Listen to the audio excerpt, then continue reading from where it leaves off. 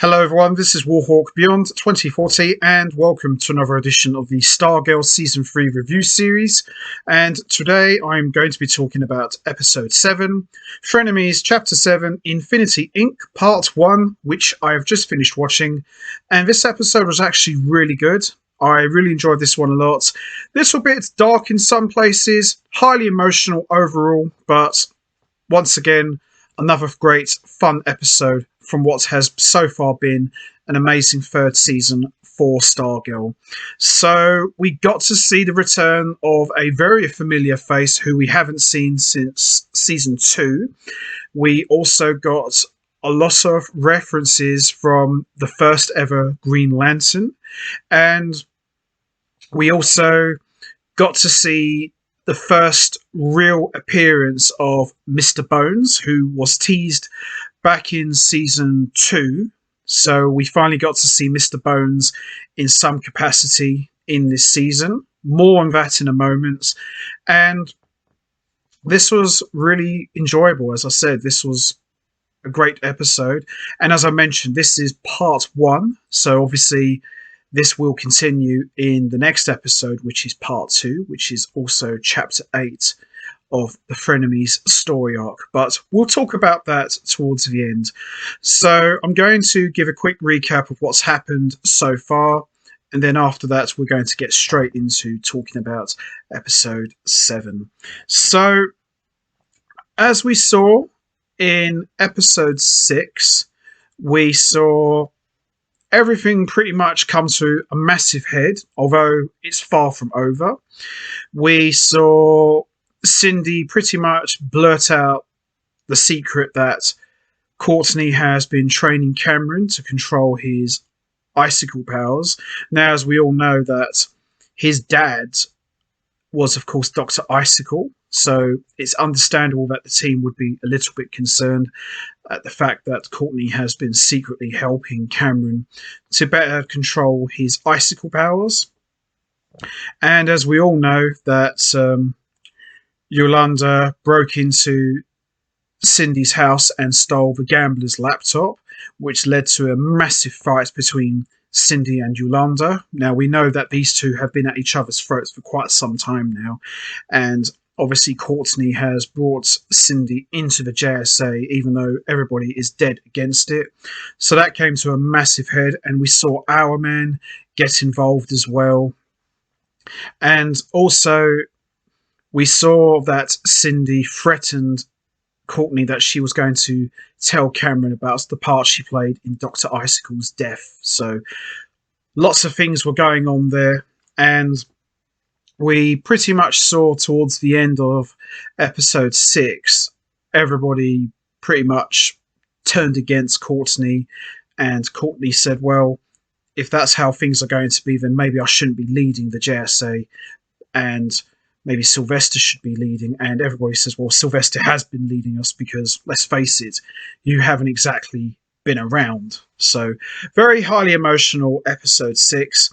And the very last thing we saw at the end of episode 6 was Beth finally hacked into the gambler's laptop and found out that Courtney's house was being spied and watched through surveillance cameras by a mysterious figure who was putting together a puzzle of a skull. So it looks like it could be Mr. Bones, who has been watching everybody all this time. So that was a very emotional and very enjoyable episode 6, and it did a great job in setting the table for episode 7. So with that all said, let's not waste any more time. Let's get straight into it. Let's talk about Episode 7, Frenemies Chapter 7, Infinity Inc Part 1. So this episode opens up with Milwaukee, Wisconsin, the Ordway Home for Children. And this takes us back to 6 months ago, where we see Jenny is trying to look for her brother, Todd Rice. And we see Jenny is given a small box. Now, obviously, for those of you who remember back in season 2, Jenny was given this box, and inside the box contained a Green Lantern power ring, which was originally used by her father, Alan Scott, who, as we all know, is the first ever Green Lantern. Now, obviously, Jenny has been trying to look for her brother Todd Rice, who they were separated from each other when they were kids. And at that moment, we see Jenny opens the ring and she absorbs all of the Green Lantern's powers. So she's kind of like a Green Lantern now. And we then see Todd Rice is kidnapped after him and his boyfriend were in the museum. And then we see after that Todd Rice is introduced to Mr. Bones for the first time at the Helix Institute, which is a cover up for a children's home. And that's the last time we actually see Todd Rice. And we also see he is possessed by dark forces, very similar to the Shade's powers, which we'll get into in a moment. And then as we move along here, we come to the present day, and there is like the first appearance of Mr. Bones, as we saw earlier. We see Courtney's family are trying to act as normal as possible, knowing full well that they are being watched. And we see Beth and Sylvester are going around Blue Valley's power grid and shutting down all of the surveillance cameras that have been set up and destroying them all. Now, interestingly enough, as we saw in the last episode, Rick has now got the sound power from the hourglass, so now he's able to have the power of the Hourman 24/7. So obviously he goes into a fit of rage and out of control. So I can definitely see that's becoming more of the focal point of the Frenemies story arc as we move along here. So we also see in this episode, Yolanda is sneaking around in her own home, and she's confronted by her mum, and her mum says to her, "Why are you sneaking around?" And of course Yolanda doesn't tell her mum why. She says, "Look, if you trust me, you let me have my own space, let me be independent." And Yolanda's mum says, "Let me see your phone," which of course Yolanda refuses. And her mum pretty much says to her that, well, we got two choices: either show me the phone or you can get out of my house. So I think we all kind of know what goes on there.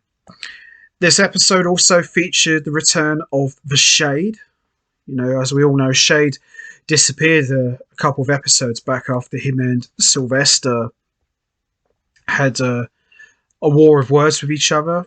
So we see the Shade has come to Courtney for help, and we see them end up in like what appears to be like a power plant where Todd Rice has been held captive by Mr. Bones, and we see Jenny is there as well. So we learn that Jenny's Green Lantern ring and the Shade's powers of darkness have all kind of been like clashed with each other. So whenever Jenny uses the Green Lantern ring, it affects the Shade as well. So they're trying to work out a way to free each other from their powers clashing with one another so they can both be restored to normal.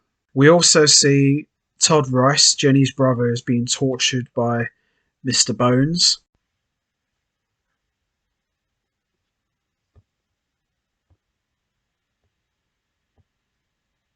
We also see the Shade, Jenny, Pat, and Courtney find Todd Rice in the laboratory where Jenny uses the power of the Green Lantern's ring to open the door.